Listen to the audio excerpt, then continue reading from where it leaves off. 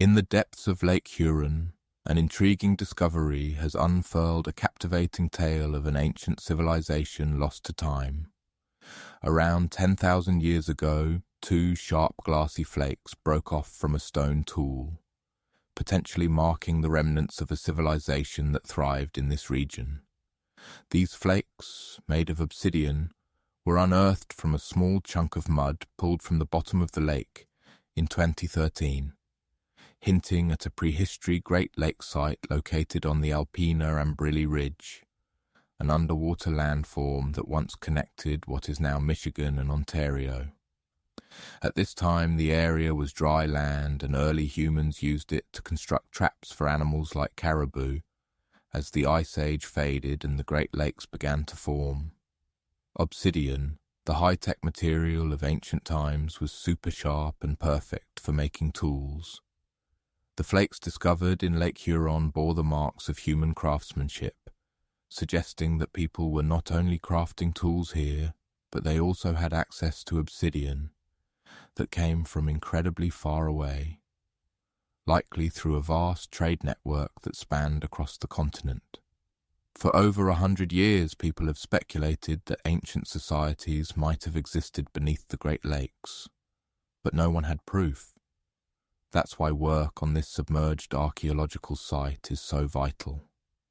A team of researchers has been working tirelessly for over a decade to learn more about the 10,000-year-old ruins and the civilization that left them behind.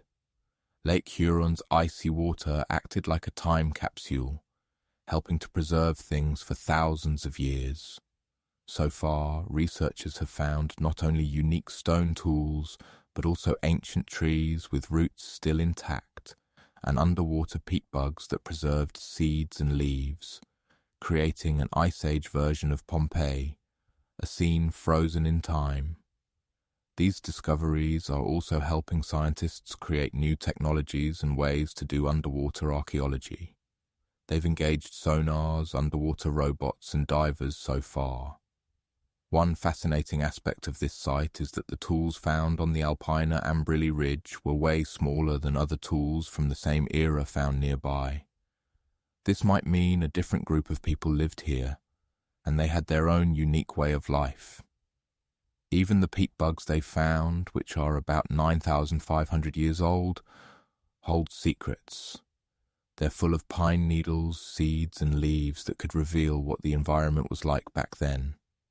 Many things like this break down quickly on land, but the cold fresh water preserved it. The Michigan team is working with scientists in Cambridge, England, to extract DNA from the remains. If it works, it could finally confirm what animals lived there and maybe even more. Another famous submerged archaeological site is the lost city of Pavlo Patriot. This site, the oldest sunken city in the world they've found and made official so far, is around 5,000 years old. That means it existed even before the legendary Greek heroes in Homer's stories. Scientists first spotted it way back in 1904 and then mostly forgot about it until 1967 when Nicholas Fleming rediscovered it. He described it as a Bronze Age city, now lying under about 10 to 13 feet of water. Over 6 weeks, using just a basic grid, they managed to map out the city. They found that it covered almost 1,000 feet by 500 feet and had at least 15 buildings, courtyards, 5 streets, 2 tombs, and around 37 small stone grades. They also found signs that the ruins continued onto the nearby island of Pavlo Patriot itself. They dug up some amazing pottery, obsidian and chert blades, and even a tiny bronze figurine that may date all the way back to 2800 BCE. Most of the buildings, though, came from the period between 1650 and 1180 BCE.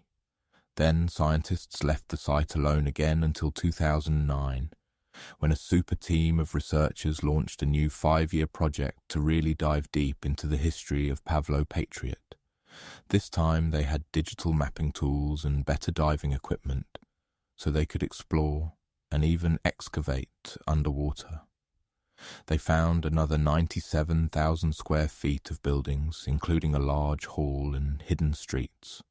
Plus, they dug up even more pottery that showed people had been living in the city from about 3000 BCE to 100 BCE, and that the city once had a population of 500 to 2,000 people.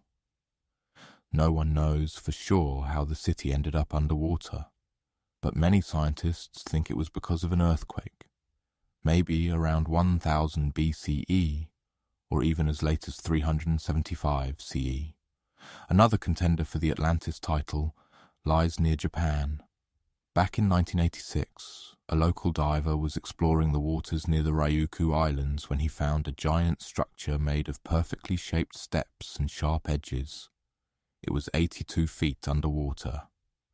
Today, the Yonaguni Monument is one of the most mysterious underwater sites on the planet. This structure is nearly half a football field in size. It looks like a massive stone pyramid with layers of platforms and steps stacked one on top of another. No one really knows where it came from or who built it. One theory is that it could be the last remains of a lost civilization called Mu, a mythical Pacific society, kind of like Atlantis. Others believe an ancient culture that lived in Japan as early as 12,000 BCE might have built it. But many scientists and geologists are skeptical about this possible underwater ancient civilization. Even though Yonaguni has narrow passageways, arched openings, and right angles that almost look like city blocks, they say that the site looks a lot like natural rock formations, like the Giant's Causeway in Northern Ireland, for example.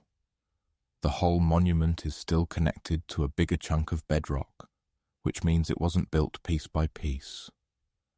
And the way the layers of rock are stacked probably has more to do with earthquakes and tectonic movement. It's located in the very active Pacific Ring of Fire. When marine geologists kept going back down there, and every time he found something new, he says he spotted tool marks in the rock, symbols carved into stone faces, and even rock formations shaped like animals.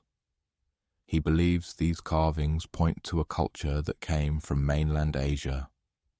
He said he had identified 10 different structures off Yonaguni, including a ruined castle, a triumphal arch, 5 temples, and even a huge museum.